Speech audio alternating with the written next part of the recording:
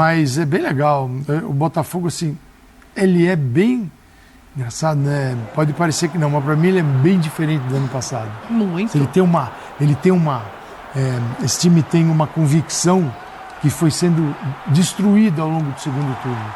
E o segundo turno já está aí, ó, rolando. E é um Botafogo forte. O time está melhorando. Melhorando. O Botafogo do segundo turno, ele joga um futebol ainda melhor que o Botafogo do primeiro turno. E o Caixa... Porque a janela ajudou. Aberto. Exato.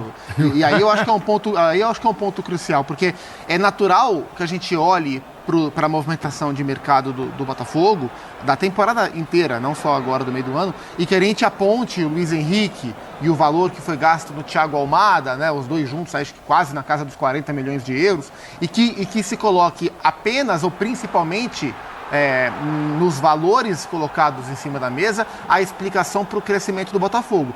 Mas não é só quanto se pagou, é por quem se pagou. Sim. Porque da mesma forma que o Botafogo gastou muito dinheiro para contratar jogadores do calibre do Luiz Henrique e do Thiago Almada, a gente está falando de um clube que fez observações cruciais, sem precisar usar dinheiro. E acho que o Igor Jesus é o principal nome. É um jogador que estava no Al Ahly da Arábia Saudita, dos Emirados Árabes, acabando o contrato lá, assinou um pré-contrato e veio custo zero para o Botafogo. Um jogador que não era comentado por outros clubes do Brasil, que saiu do Curitiba e ninguém dava muita bola para ele. Fez gols lá no Al Ahly, faz gols, muitos no Botafogo, e não só ele. O Cuiabano no Grêmio não era bem visto.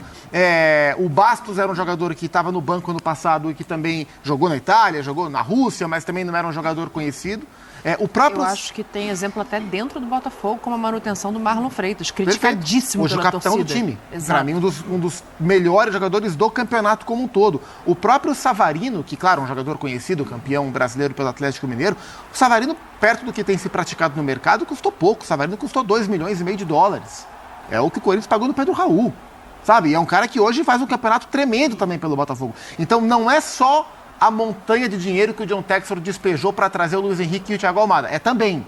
Mas o nível de observação de mercado do Botafogo, o trabalho de scout do Botafogo, quem comanda esse scout é o Alessandro Brito, né, que é o diretor de scout do clube, é um trabalho muito competente. Seja para identificar uma comissão técnica com o perfil de trabalhar com esse tipo de elenco, seja para melhorar esse elenco com jogadores a serem comprados ou jogadores apenas a serem contratados a custo zero, como foi o Igor Jesus. E a lição aprendida também do lado do Botafogo pelo ano passado. O Textor certamente observou que na reta final da temporada o elenco, que já havia tido grandes investimentos no ano passado, acabou ficando curto, e aí um exemplo é a zaga, né, que eu acabei de citar. O Adrielson jogando com Cuesta praticamente todos os jogos. No fim do campeonato, os dois muito desgastados, quando precisava, quando um não jogava, não havia reposição à altura. Nas laterais também o Botafogo acabou sofrendo. Então o John Textor entendeu que se quer ganhar o Campeonato Brasileiro disputando com o Flamengo, com o Palmeiras e até mesmo com o Fortaleza, que tem um trabalho longevo, um trabalho também muito cirúrgico em observação de atletas, é preciso investir mais. E aí há um abismo entre investimento entre as duas equipes. Por mais que o Fortaleza também esteja nessa conversa de briga por liderança, de briga por título, o Botafogo só nessa temporada gastou 7 vezes mais. Sim. Com uma base cara do ano passado. O Botafogo contratou 18 jogadores, Fortaleza 12. A média de investimento em cada jogador do lado do Botafogo é de 20 milhões de reais por atleta. Do Fortaleza é de 4 milhões. Então há aí realmente um vazio que é preenchido pela consistência coletiva do Fortaleza. A gente não viu essa desigualdade no campo. O Fortaleza, com as suas armas, soube lutar ali, soube resistir ao poderio do Botafogo, mas aos poucos essa qualidade foi ficando visível e até de uma maneira mais discreta. O Almada, que é um jogador que o torcedor do botafoguense esperava um impacto imediato, o cara que chegasse ali de certa forma, mudando ali completamente a característica do time, mas embora esse impacto individual não seja ainda gritante, mas o aspecto tático ele é muito útil, porque hoje, quando o Botafogo fazia essas inversões, ele sempre estava no lugar certo para achar alguém com um passe em profundidade, geralmente o Luiz Henrique. Então, por mais que ainda ele não tenha participado com assistências, com gols, já é um jogador que ajuda muito nessa dinâmica ofensiva. Então o Botafogo, com esses reforços, e aí com chegada de Vitinho, de Adrielson, mostra que o que faltou no ano passado, em termos de número mesmo para elenco, sim, isso daí está sanado. Agora vai muito dos jogadores, do trabalho do técnico, e a gente enxerga todas essas pontas em ação e o Botafogo muito cercado em todos os aspectos e formando realmente um time com cara de vencedor.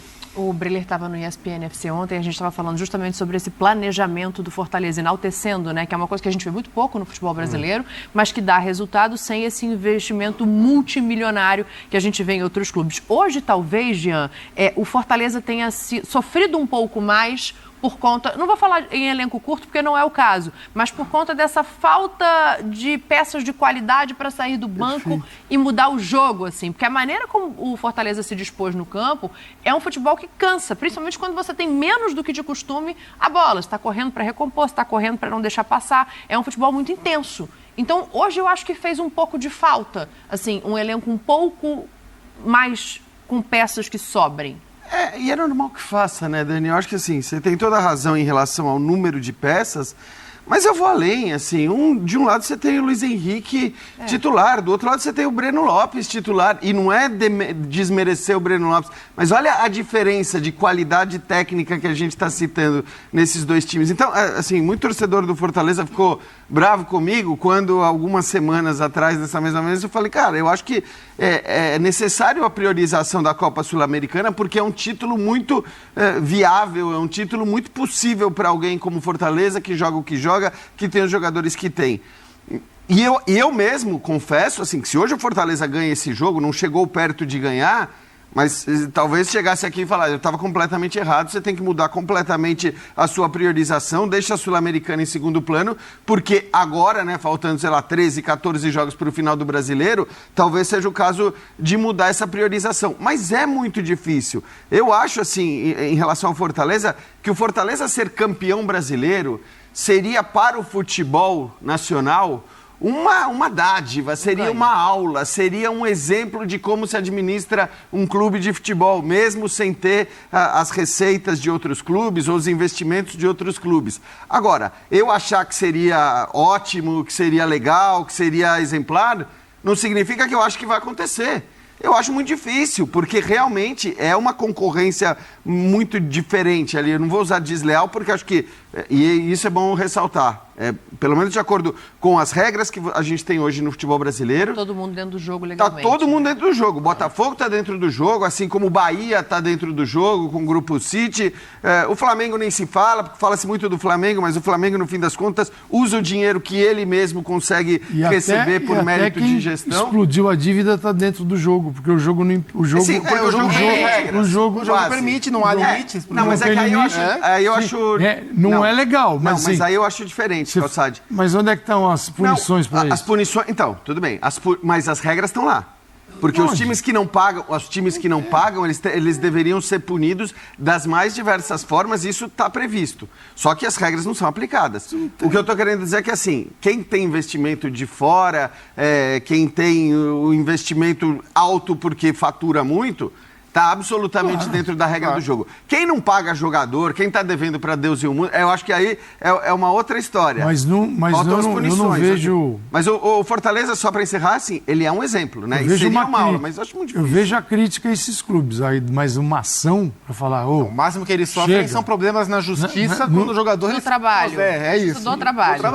Uma trava do sistema do futebol não existe. Sim. Por exemplo, cara, se tem um negócio que funciona no mundo do futebol, é o fair play da Liga Espanhola. É um negócio absurdo. O Barcelona não consegue... Tem jogador que ele contrata e não consegue escrever. Tem dificuldade para escrever. Ele teve que fazer uma manobra para escrever o Dani Olmo. Sim. Mas porque tinha jogadores contundidos, deixa de fora, usa um artigo e tal, dentro das regras. E ele, olha que ele se esforça nesse momento para ter uma administração bem tropicalizada, bem brasileira, né? E é por isso que ele está assim. Mas a Liga fala assim, não vai. E não vai, né? Nem o da UEFA perto da Espanha é ridículo. Porque até porque o da UEFA parece que tem que fazer distinção, PSG, né? todo mundo, né? Newcastle, todo mundo. Mas, cara, aquilo funciona e funciona para todo mundo. Não importa se é o Barcelona ou se é o Osasuna. Vale para todo mundo igual. Aqui, o John Textor, quem estava falando isso outro dia? Era o Landim? O Landim falou do John Textor, o John Textor falou do Bahia. do Bahia. Ele falou do teto salarial do Bahia. Falou do valor investido. Exatamente. O valor investido ia respingar nele. Porque cada um olha para o que interessa. Imagina se o Marcelo Paz levanta a mão, posso falar? Porque esse é o clube que realmente está remando contra a maré. Nós vamos ter o fair play segundo o Textor, fair play segundo o Landim, fair play segundo o Marcelo Paz. O meu fair play. O meu fair play... Ainda uma complicada de Ó, leve no meu no fair play processo, você tá né? mal, tá? É mais ou menos assim. De leve. Mas por tudo que você falou, né, Dani, acho que assim, essa frase, porque tudo, eu estava aqui ouvindo a gente falar, e me incluo, e parece que a gente sentou e está falando do Botafogo campeão brasileiro. Não é isso. Não. Ninguém está dizendo que o Botafogo é campeão brasileiro. Pode ser, pode ser. Pode ser, tem grandes chances de ser. Aliás, eu acho que... Eu falei ontem aqui, e não acho que eu esteja me contradizendo, mas falei ontem aqui que... Anteontem, acho. Que, na verdade, eu nunca acho que é bom para ninguém ser eliminado de nenhum campeonato e que para o Corinthians não teria sido bom cair na Copa do Brasil, ou não será bom cair na Copa do Brasil, apesar da sua situação, contanto que saiba o que deve priorizar. Mas, nesse momento, com o Botafogo jogando o que está jogando, disputando a Copa Libertadores, e do jeito que está no Campeonato Brasileiro, eu vou te dizer, não está na Copa do Brasil... É difícil você lamentar o fato de não estar na Copa do Brasil. Até pro tipo de jogo físico que o Botafogo faz. Exato. Eu acho que a grande diferença do ano passado para cá é a campanha que o Botafogo fez no ano passado, mesmo nos seus melhores momentos, ela foi uma campanha que surpreendeu muita gente. Zupa, eu vou te interromper porque a gente tem entrevista coletiva Só para para dizer que a campanha de hoje não surpreende ninguém. Não. É uma campanha natural dentro do que o time é e o clube se mostra. É isso. Perfeito. Falta de ambição para desde o princípio, desde o início do jogo, vir aqui e não só tentar empatar, mas de repente ampliar a vantagem na liderança. Tudo bem, você tem que reconhecer a força do adversário jogando dentro de casa. Mas você não pode passar, terminou a posse de bola, porque o Botafogo não teve uma posse de bola daquela inativa, né, que não cria, não. O Botafogo acabou com 63%, mas criando várias situações, entendeu? Praticamente o João não fez uma defesa assim que você diga que essa foi uma defesa milagrosa. Muito pelo contrário. Enquanto o Botafogo criou várias situações. Poderia ter tido, pelo time que tem, o material que tem, um pouco mais de ousadia, mesmo jogando fora de casa, contra um Botafogo grande. Aí destino cruel, né? Você bota Pikachu, começa a mudar o time e aí toma gol. Não, cara, aquele momento... Você chegou a dizer na transmissão, o momento do jogo é o melhor momento do Fortaleza no jogo. Sim, porque o Fortaleza conseguiu achar jogo pelo centro do campo, começou a tocar, começou a adiantar o time. Nessa de adiantar o time, vem a bola longa do Botafogo. O Botafogo tem banco, tem recurso, tem treinador. É difícil, cara, é difícil enfrentar o Botafogo. Aliás, vejam só o que é, né, o futebol. O Fortaleza estava talhado para contra-atacar o Botafogo, que tinha posse de bola e empilhava oportunidades, como destacou o Maestro. E como que o Botafogo faz os 2 gols? No contra-ataque. O Fortaleza provou do próprio veneno.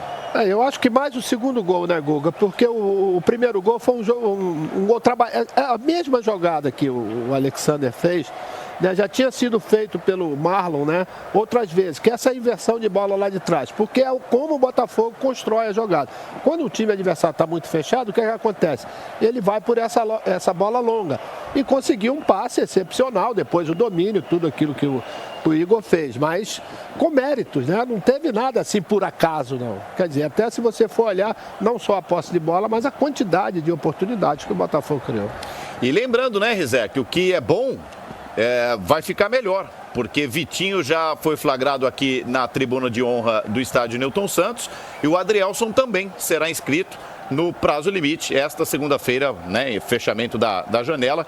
Quer dizer, o Botafogo, dá para dizer, Rizé, que tem pelo menos 2 jogadores para cada posição em campo, 2 jogadores de nível. Na zaga tem até mais. São 5 zagueiros a partir de agora com a chegada do Adrielson, amigo. Titular do ano passado, o jogador convocado para a seleção brasileira, o Lino estava destacando o banco. As alterações do Botafogo ilustram isso hoje. Sai o Matheus Ponte, entra o Tietê. Sai o Cuiabano no comecinho do jogo, entra o Marçal, também titular do ano passado. Sai o Gregory, entra o Danilo Barbosa. Sai o Luiz Henrique, entra o Tiquinho Soares. sai Savarino e entra Matheus Martins. É difícil competir com essa tropa. É difícil. Elenco super robusto, muito forte, bem tecnicamente, fisicamente muito forte no meio-campo, de muita força física, de técnica. Marlon Freitas e Gregory jogando muita bola, dando ritmo de jogo do ataque. E destacar o Bastos e Barbosa. Fizeram uma partida excepcional, com Barbosa principalmente, além do lançamento para o primeiro gol, mas bem postado defensivamente, bem nas antecipações. O Botafogo tem um elenco super forte e vai brigar forte pelo título. Eu acho que o único que não acompanha na questão física esse elenco ainda do Botafogo, porque recém chegou, é o Almada. Eu até achava que ele fosse tirar o Almada e não o Savarino, traria o Savarino para dentro e colocaria o Matheus Martins aberto. Mas me surpreendeu ter dado essa continuidade. Não sei se ele esperava algum lance, um jogador que pudesse enfiar essas bolas ali para o Tiquinho e para o Igor Jesus, né? Mas me surpreendeu essa mexida. Mas a questão física, para mim, o Almada ainda não acompanha esse ritmo físico, porque acabou de chegar, veio da MLS, um outro futebol, uma outra dinâmica de jogo.